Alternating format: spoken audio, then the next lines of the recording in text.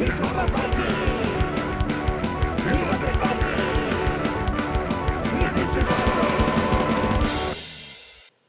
everybody, this is me, Undead Viking, and this is Coldwater Crown. Coldwater Crown is a worker placement game. Yeah, because I love worker placement games.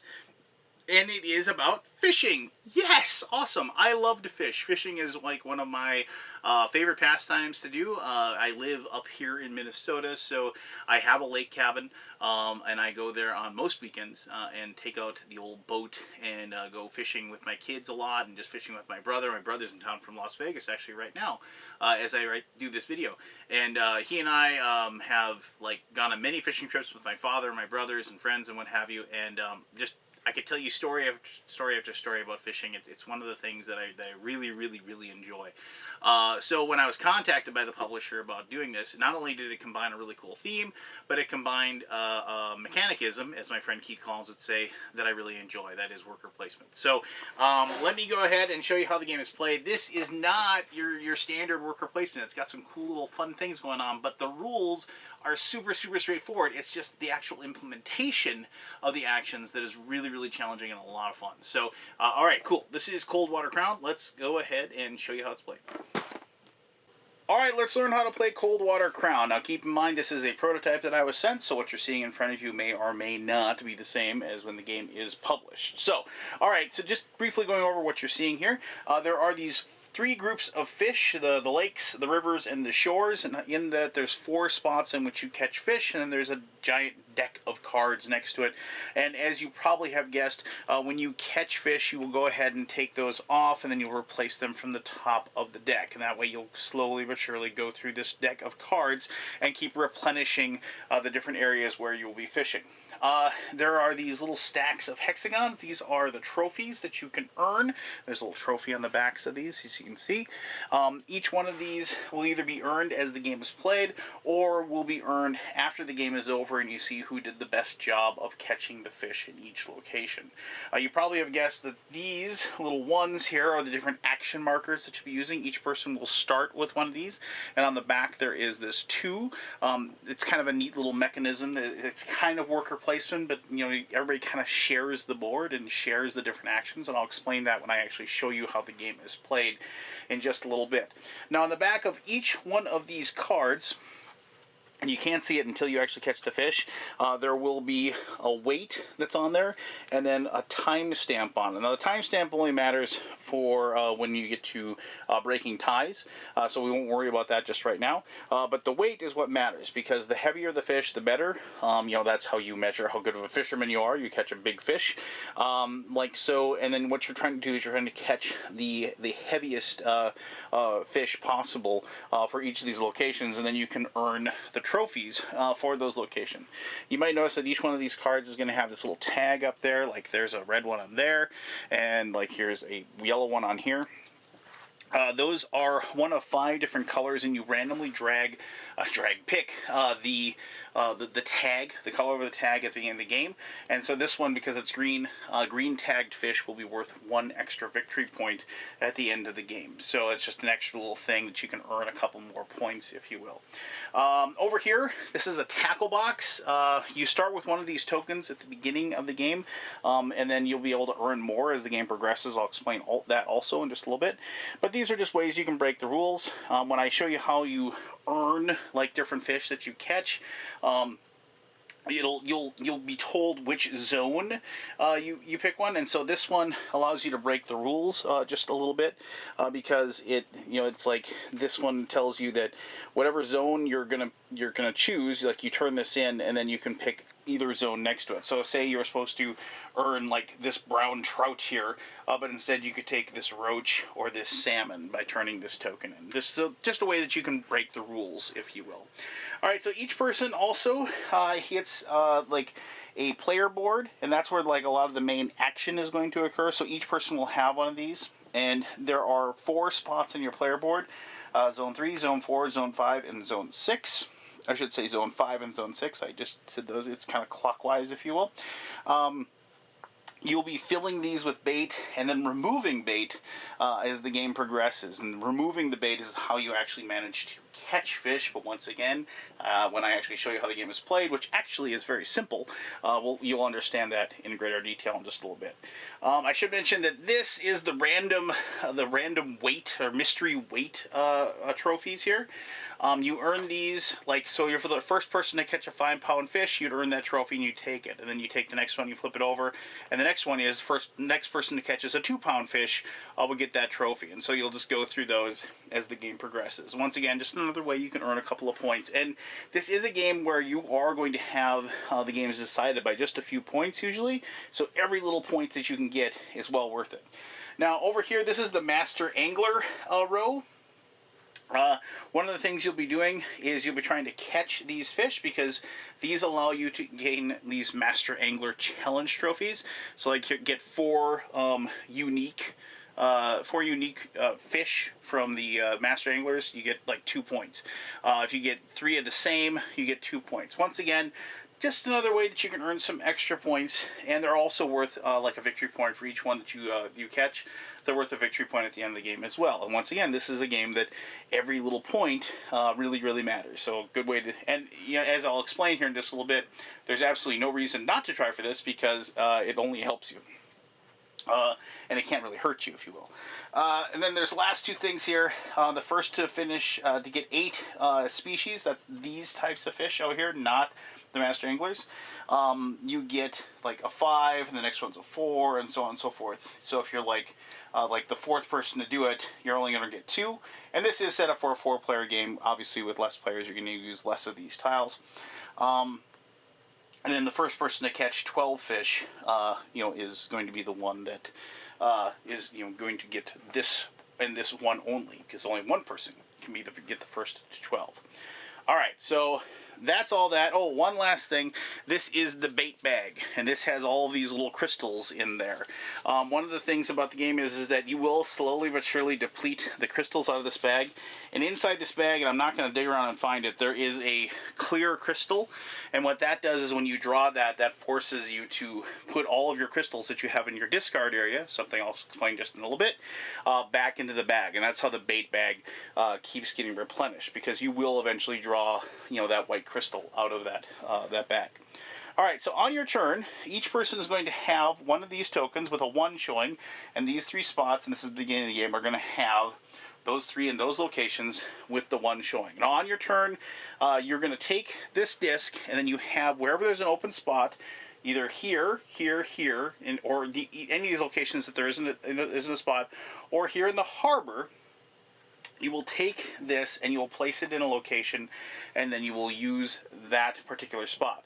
And then after you do that, you will take a token off of a location, and also take the action, the exact same action, depending on, only makes a difference if it's a 1 or 2, and I'll explain the differences, but that's the same thing, and you remove it, and that's your turn. Place 1, remove 1. That's your turn. You take the actions associated with it, and then the next person takes their turn.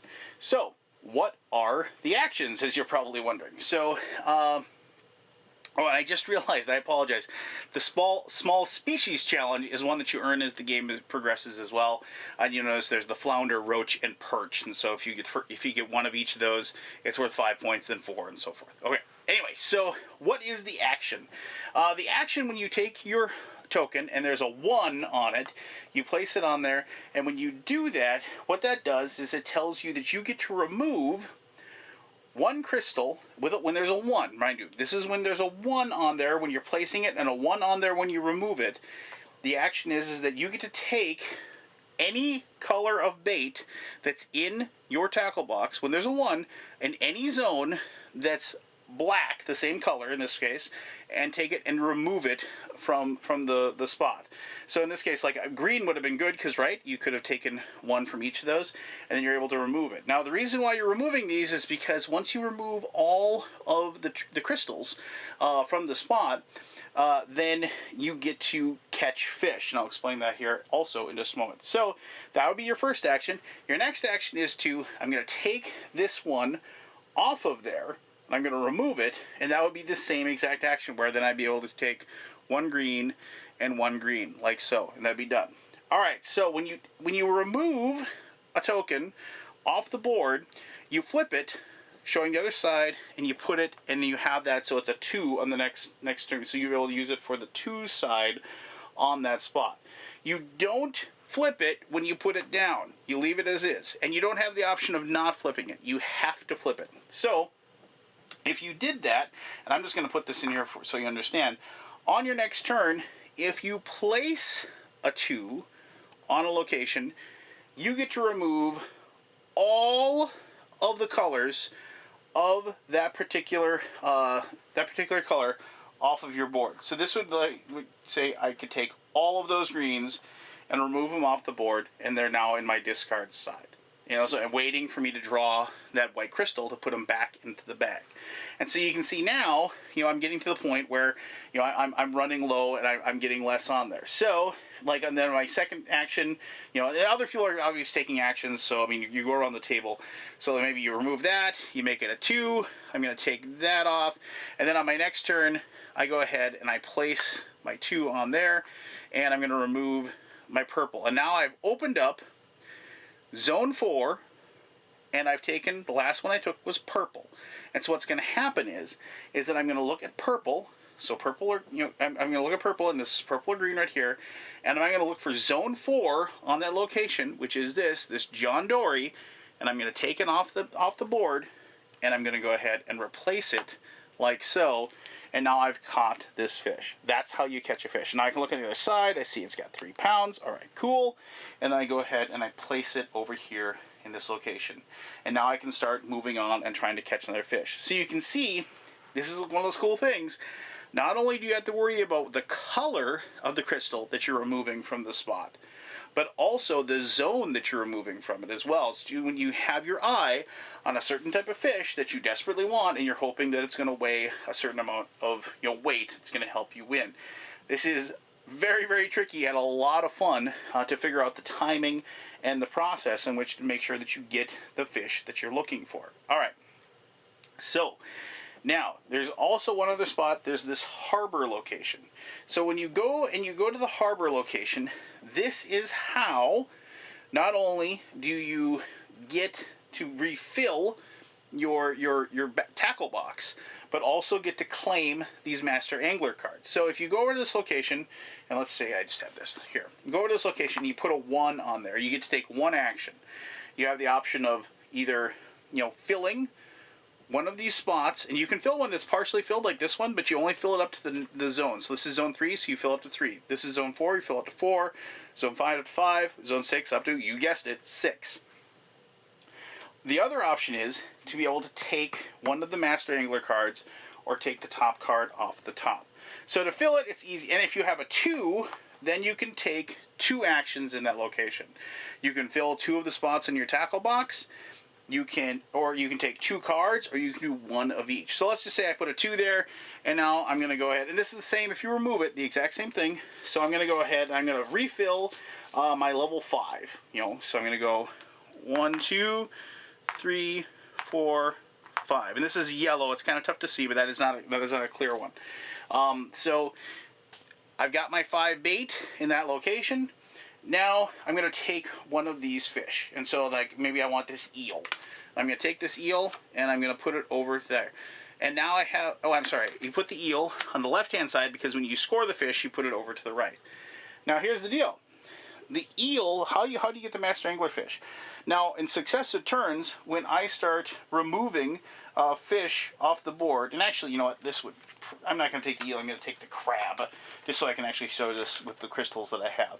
So later on, as I'm taking these actions and I'm like going to blue and I get to remove this, instead of putting in my discard, I'm able to go ahead and fill up these spots. And so then I go yellow to yellow, and I go green to green. And at that point, I've caught the crab.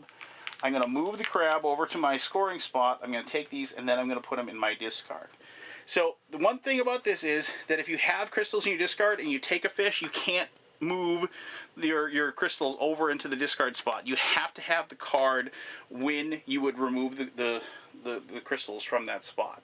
So, you know, just keep that in mind. Now, couple other quick things.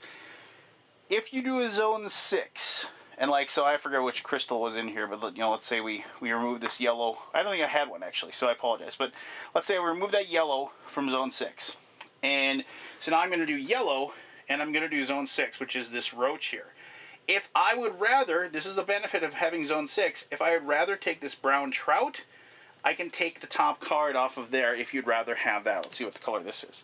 Ooh, 11 pounds. Cool. So we're going to go ahead and like we'd put that. That's the benefit of zone 6. If you do zone 5, somehow we got all of these off of zone 5. And let's say I removed a red one last. So now zone 5, I go over here, I get to take this perch. So I'm going to go ahead and take that. I'm going to put this sea trout over into that location. Let's see what the perch weighed. Perch weighed 3 pounds. Woo! Perch. And so we're going to go ahead and put that in my pile. And then, because I emptied out zone 5, I'm then allowed to take another piece of tackle out of the tackle box and add it to my pile of options for round. Let's see which one I got here. I got the same thing again.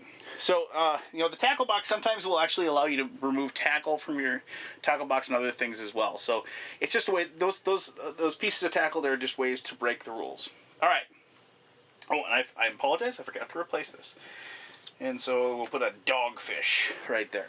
So, that's the game. Each person just takes the turn, moving around, and you're trying to basically get these things done faster than anybody else, so you can go ahead and get these trophies before other people do when they're worth more. At the end of the game, what you'll do is everybody will turn in what they're picking for their top fish. Usually that's going to be the fish that weigh the most, and you can only turn in one fish of each type for each location. So you can't turn in, I'm going to turn in like 5 mackerel or whatever. You only turn in one fish for each type for that zone. Then you total up the pounds for each one of those zones. So and you total up so if you got 20 pounds in the shore, and somebody else got 21, and somebody else got 18, and somebody else got 16, the 21 would get like the number 5 for the shore. You'd get the number 4, and so forth. And you do that for each one of the zones. And then you total up all the trophies that everybody gained throughout the game. And whoever, once again, gets the most points, will win the game. The timestamp, as I said, is the tiebreaker. So, like, for both things, if, like, 2 people have the same poundage for a shore, like, 2 people ended up with 25 pounds, you would look at whoever's got the earliest fish caught. Like, so this one is 7:54 a.m. If that was the earliest fish caught for that of the 2 people that tied, the person who had the earliest fish caught would win. If 2 people end up with the second tied for the win as far as victory points go, you look at the earliest fish of all the fish they caught, and whoever caught that earliest is the tiebreaker. So there you go. That is Coldwater Crown. It is, like I said, the action for playing it is, place one, remove one. That's your entire thing. But it is, as I said, very, very difficult and very, very clever, because there's a lot of things going on as far as trying to, timing-wise, making sure you get the right fish at the right time, the type of fish that you need, hoping that they weigh a lot. You don't want to double up on a lot of the same fish unless you like a really crummy one or something. But a lot of it has to do also with not really wanting to give like you're giving other people like really good actions when you put a 2 down in something that they want, and so there's a little bit of timing going on with that as well, and so I found the game to be very, very quick paced, basically because you can't really block somebody even if the spot like is empty. They're gonna they're gonna be able to place their token there and use the action anyway. So you aren't really stopping people from doing their action, but you can make them take a turn inefficiently, if you will, because it's a 1, instead of a 2. But I'll talk more about that and about the theme and how I really, really enjoyed it in my final thoughts. One of the best fishing trips I was ever on in my entire life was to Lake of the Woods when I was really, really young. I was like 11 or 12, and my dad and my grandfather took me on a fishing trip up there. And my grandfather told me a fishing joke that I'll remember to this very day. He called me over and he said, "Hey, Lance, come over here." And I was like, "Yeah, Grandpa, what's going on?" He's like, "Did I ever tell you about the time I caught a fish that was..." And he said that. This. And my grandfather was tall. He was like 6'5", and so like his arms were like, way far. He's like, and my eyes were getting bigger and bigger as his hands kept on going. It was this far from shore, and I I remember I was like, yeah, like I said, I was like 10 or 11, fifth grade or whatever, and that was just like so clever. I just thought he was just hilarious. But my grandfather was a pretty hilarious guy. I miss him every day. So, but regardless, fishing is part of. If you live in Minnesota, you kind of are the great. I mean, you have options to do the great outdoors, and it's part of my upbringing and part of my experience, and something that I've always really, really enjoyed. And just so you know, I mean, I don't keep anything I catch. It's weird. I always feel bad. You know, I love catching the fish. I love the whole process of it. I love being on the boat. I love chewing on sunflower seeds. I love the whole casting and like feeling the nibble and you know and feeling the like you either the hook set or like you know and like when because I more normally fish for walleye.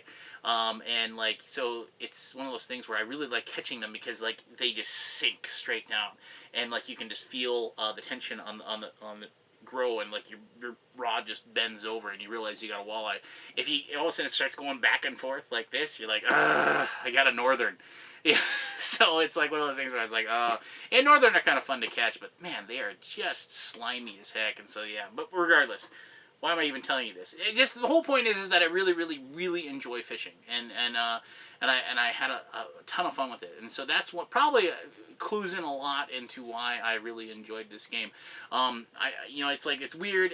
This is obviously you know not based in Minnesota, but I mean like if it had been, I would have you know I probably would have even dug it more. You know, and this is definitely, but I'm definitely like gonna make sure I get this game and I play with my dad because it's just one of those things that I know he and I would like. But anyway, regardless, why do I like Coldwater Crown? Well, as I said, it's worker placement. It's got some tricksy things going on with it, as my friend Kevin Burkhardt-Meyer would say. There. You know, it's the whole process of, you know, putting, you know, the one or the two and trying to do the efficiency of actions. You know, you if you have a lot of like one color on your tackle box, you know, you want to get that two, you know, on that spot because you can catch multiple fish at once. If you can clean out multiple compartments, you can catch more than just one fish on any given turn. So, I mean, that's obviously, you know, really helpful if you can pull that off. You know, it's just, you know, it's weird. It's like a lot of worker placement games, like the person in front of you, you're just hoping and praying, you know, that they don't take your spot because you, like, really need that resource or whatever so you can turn in something for a bunch of points. And this game doesn't really have that, but it has like this weird like process where it's like you don't want them to like maybe put like a two in their hand and place it because then you have to remove it or I'm sorry, a one in the spot and you're gonna have to like remove it and it's going to be you know like not the action you need, you know, so it's got a weird different anticipation aspect to it. But like I said, you know, it's like it's efficiency. You know, it's trying to like process those things as quickly as possible, and trust me, it's got this weird, like, gosh, I really really need you know the right kind of gem to hit in the right zone, and I gotta hope that like the fish that I need is still in that location, you know, and so that's why like zone 6 is so powerful because you have a couple different options, you know, as far as the fish that are located, you know, depending on that, and like you know, as I said, there are ways that like you're able to like with these tackle tokens, you can actually move your tackle into different locations and swap them and stuff like that. So you do have a little bit of ways to mitigate that as well, and so. You know, it is one of those things where your turns turn into puzzle turns. You know that I've said before. I enjoy the short term puzzle turn, if you will. I don't mind long term strategy games. I enjoy them a great deal. And this one does have some long term strategy going on. But I do like short term puzzle turns where it's like you're trying to figure out what do I need to do to place you know my token in the right spot and pull the right token in the spot and trying to like put those two actions together to interlock to like hopefully like as I said you know claim the right fish at the right time, you know, and then you just adding in all the other different things going on, the different ways you can get points, the fact that this is not a point salad type game, you know, something that I you know not a real big fan of. I like the fact I love like small point games where like you have at the end of a game, it's like, oh, I've got 32 points, and you win with 32, not being last place by 170 points because you have 32 points, if you will. But if you like worker placement games, if you dig the theme, you are absolutely going to love Coldwater Crown. I don't think, if you like worker placement games and you don't like fishing, I still think you're going to really, really like this. I mean, for me, obviously, the theme could have been anything. I'll fully admit, you could have made this about spaceships or, trade winds or, any sort of, like, mercantilism or what have you. But because it was about fishing and everything, that was the added icing on the cake that really made this game stand out for me. So there you go. If you have any questions about the game, by all means, ask away. I'll answer those to the best of my ability. As always, thank you so much for taking the time to watch this video and allow me to share a couple of stories about my grandpa, who was a really awesome dude. So, yeah, thank you very much. You go ahead and have yourself an awesome day. I know I will. This game made me really happy.